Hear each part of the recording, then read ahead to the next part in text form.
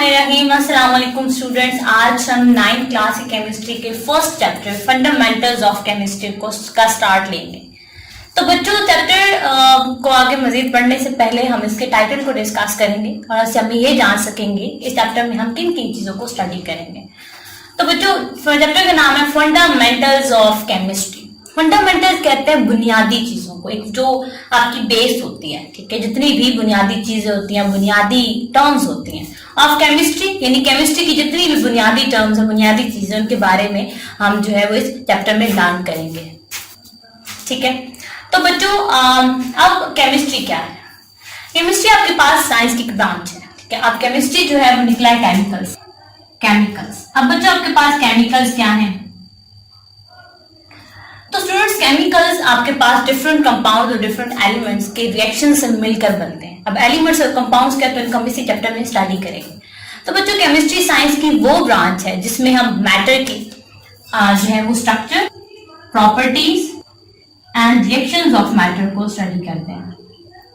और मैटर जो है उनको हम डिफाइन कर लेते हैं। तो बच्चों, मैटर हर वो चीज है जो जगह घेरती है, ठीक है, और अपना एक खास किस्म का वजन रखती है।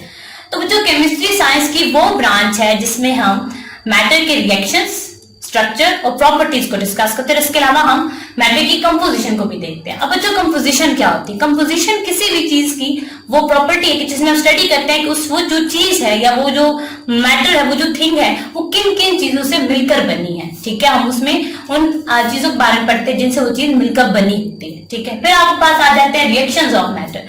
तो बच्चों, रिएक्शंस वो होते हैं कि जिसमें एक या दो से ज्यादा जो चीजें हैं वो मिलकर एक नई चीज बना देते हैं, और वो जो नई चीज बनती है वो उन बनाने वाली दोनों चीजों से या ज्यादा चीजों से बिल्कुल दैट्स डिफरेंट होती है, ठीक है। तो अब हम ये पढ़ते हैं कि केमिस्ट्री की जो है वो स्कोप क्या है। तो बच्चों, केमिस्ट्री जो है वो साइंस का एक बहुत ही वास्ट नॉलेज है। वास्ट मतलब बहुत वसी नॉलेज है। अगर हम जिंदगी के मुख्तलिफ पहलू देखें तो उनमें जो केमिस्ट्री है वो बहुत इंपॉर्टेंट रोल प्ले करती है। अब हम कुछ इंडस्ट्रीज के बारे में आपको बताती हूँ जिनमें केमिस्ट्री जो है वो बहुत इंपॉर्टेंट रोल प्ले कर रही है। तो बच्चों, जैसे जैसे हमारी जिंदगी में एडवांसमेंट आती गई तो उसमें साइंस का बहुत बड़ा रोल था।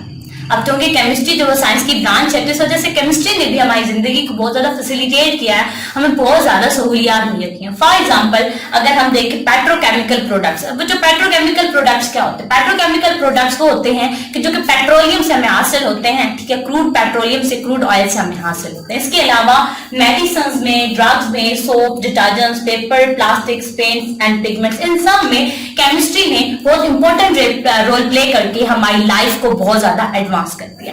अब बच्चों, हम स्टडीज करेंगे केमिस्ट्री की ब्रांचेस को।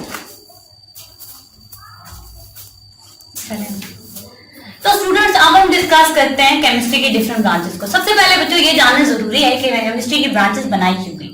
जैसे बच्चों मैंने आपको पहले बताया कि केमिस्ट्री की जो है वो बहुत वास्ट नॉलेज है, बहुत वसी इल्म है, ठीक है, कि जिसको अलग अलग, जिसमें हर केमिकल, हर एलिमेंट को अलग अलग स्टडी करना बहुत मुश्किल है साइंटिस्ट के लिए।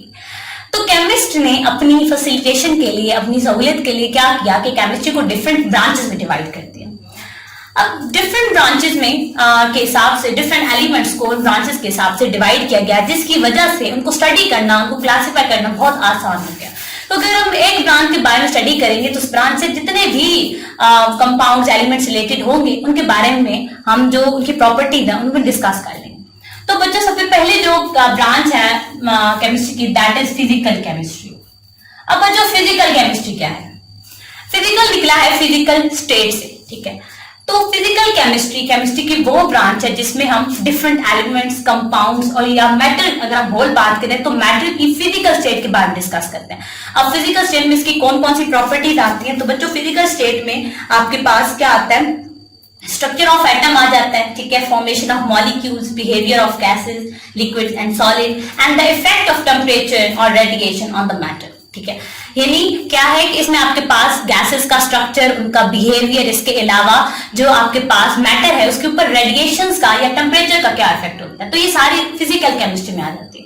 तो अगर हम फिजिकल केमिस्ट्री को डिफाइन करना चाहें तो फिजिकल केमिस्ट्री की वो ब्रांच है कि जिसमें हम मैटर की फिजिकल प्रॉपर्टी और उनकी कंपोजिशन के दरमियान रिलेशनशिप को स्टडी करते हैं, और इसके साथ साथ हम क्या करते हैं कि जितने भी उनमें चेंजेस आते हैं उनको भी स्टडी करते हैं। तो ये हो गया आपके पास फिजिकल केमिस्ट्री। अब अगली आपके पास है ऑर्गेनिक केमिस्ट्री। तो बच्चों ऑर्गेनिक जो है, ऑर्गेनिक वर्ड जो है आपके पास लिविंग थिंग्स से निकला है, ठीक है। अगर हम इसकी मॉडर्न ओल्ड डेफिनेशन की बात करें ऑर्गेनिक केमिस्ट्री की, तो बच्चों पुराने जमाने में ये समझा जाता था कि जो ऑर्गेनिक वो कंपाउंड्स जो कि लिविंग थिंग से ओरिजिनेट होते हैं, लिविंग थिंग से हमें मिलते हैं, उन्हें ऑर्गेनिक कंपाउंड्स कहा जाता था और उनकी स्टडी को ऑर्गेनिक केमिस्ट्री कहा जाता था। लेकिन बच्चों वक्त के साथ साथ ये हुआ कि कुछ कंपाउंड्स ऐसे भी हमें मिले, ठीक है, कि जो लिविंग थिंग से आ रहे थे लेकिन वो ऑर्गेनिक नहीं थे, या फिर कुछ कंपाउंड्स ऐसे थे जो हमें नॉन लिविंग थिंग से मिल रहे थे लेकिन थे वो ऑर्गेनिक, ठीक है। तो फिर उसके हिसाब से इसकी मॉडर्न डेफिनेशन आई। तो बच्चों मॉडर्न डेफिनेशन ऑर्गेनिक केमिस्ट्री की क्या है कि वो ब्रांच केमिस्ट्री की कि जिसमें हम उन तमाम हाइड्रोकार्बन्स को और उनके डेरिवेटिव्स को स्टडी करते हैं। अब बच्चों हाइड्रोकार्बन्स क्या है? हाइड्रोकार्बन जो है वो आपके पास जो है वो हाइड्रोजन और कार्बन के कंपाउंड्स हैं, यानी वो कंपाउंड जिसमें हाइड्रोजन और कार्बन जो है वो बॉन्डेड फॉर्म में मौजूद हो, यानी ये उन कंपाउंड्स का इंटेग्रल लाजमी हिस्सा। इसके अलावा और भी इनमें कंपाउंड जो है एलिमेंट्स मौजूद हो सकते हैं, ठीक है। तो इसी तरह अगर हम ऑर्गेनिक कंपाउंड्स की मॉडर्न डेफिनेशन देखें तो बच्चों जितने भी हाइड्रोकार्बन्स हैं और उनके डेरिवेटिव्स कहते हैं कि उन्हीं हाइड्रोकार्बन से आगे जो नए कंपाउंड्स बनते हैं, ठीक है। तो ये होगी ऑर्गेनिक केमिस्ट्री। अगला हमारे पास आता है इनऑर्गेनिक केमिस्ट्री। तो बच्चों इनऑर्गेनिक केमिस्ट्री जो है वो ऑर्गेनिक केमिस्ट्री के बिल्कुल ऑपोजिट है। ऑर्गेनिक में हमने बात की तो उसका मतलब है जो लिविंग थिंग्स से चीजें ओरिजिनेट होती है उनकी स्टडी को ऑर्गेनिक कहा जाता है। जिस तरह ऑर्गेनिक केमिस्ट्री की ओल्ड डेफिनेशन थी, बिल्कुल इसी तरह इनऑर्गेनिक केमिस्ट्री की भी ओल्ड डेफिनेशन ये थी बच्चों कि वो तमाम कंपाउंड्स जो कि हमें नॉन लिविंग थिंग से मिलते हैं उनकी स्टडी को इनऑर्गेनिक केमिस्ट्री कहा जाता है, ठीक है। अब बच्चों और उन कंपाउंड को इनऑर्गेनिक कंपाउंड्स कहा जाता है। लेकिन जैसे ऑर्गेनिक कंपाउंड्स वक्त के साथ साथ उनकी मतलब चेंजेस आई, एडवांसमेंट हुई, तो बच्चों इसी तरह वक्त के साथ साथ जब इनऑर्गेनिक केमिस्ट्री को भी स्टडी किया गया तो ये देखा गया कि बहुत से ऐसे कंपाउंड जो कि हमें नॉन लिविंग थिंग से मिले लेकिन फिर भी वो ऑर्गेनिक है, ठीक है। तो इस वजह से इसकी भी डेफिनेशन चेंज हुई और इनऑर्गेनिक केमिस्ट्री की जो नई डेफिनेशन थी तो बच्चों वो ये थी कि वो तमाम चीजें जो कि हाइड्रोकार्बन और उनके डेरिवेटिव्स के अलावा हैं, ठीक है। क्योंकि हाइड्रोकार्बन और उनकी जितने भी डेरिवेटिव उनको तो हम ऑर्गेनिक केमिस्ट्री में स्टडी करते हैं, तो उनके अलावा जितने भी कंपाउंड जितने भी एलिमेंट्स हैं, ठीक है, वो हम किसमें स्टडी करते हैं? इनऑर्गेनिक केमिस्ट्री में। अगली ब्रांच आपके पास है बायोकेमिस्ट्री। अब बच्चों ये आपने 9th क्लास की बायो में जो फर्स्ट टॉपिक उसमें भी आपने स्टडी किया होगा कि बायोकेमिस्ट्री आप देखें दो लफ्ज का कंपाउंड है, बायो एंड केमिस्ट्री, यानी ये जो ब्रांच है इन दो सब्जेक्ट्स के दरमियान रिलेशन को शो करती है, बायो एंड केमिस्ट्री। तो बच्चों साइंस की केमिस्ट्री की इस ब्रांच में हम उन तमाम कंपाउंड्स को या एलिमेंट्स को डिस्कस करते हैं, स्टडी करते हैं जो कि लिविंग थिंग्स में पाए जाते हैं। फॉर एग्जांपल अगर हम प्रोटीन्स को देखें बच्चों, अगर हम प्रोटीन को देखें या कार्बोहाइड्रेट्स को देखें या फिर लिपिड्स को देखें तो बच्चों ये वो तमाम कंपाउंड्स हैं जो कि किसी भी लिविंग थिंग में पाए जाते हैं, ठीक है, उनकी बॉडी स्ट्रक्चर बनाते हैं, ठीक है। तो बच्चों इनके जो केमिकल रिएक्शंस होते हैं, इनके स्ट्रक्चर्स होते हैं, इनकी प्रॉपर्टीज होते हैं, उनको हम डिस्कस करते हैं बायोकेमिस्ट्री में, ठीक है। अब अगर हम बायोकेमिस्ट्री के स्कोप की बात करें तो बच्चों बायोकेमिस्ट्री का स्कोप भी जो है वो केमिस्ट्री की तरह बहुत वास्ट है, ठीक है।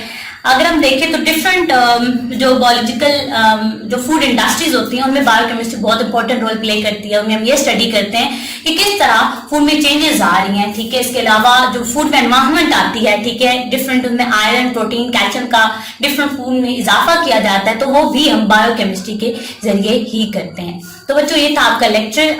अगली जो ब्रांचेस हम अपने नेक्स्ट लेक्चर में डिस्कस करेंगे। तब तक के लिए अपना ख्याल रखिएगा। अल्लाह ने के बाद।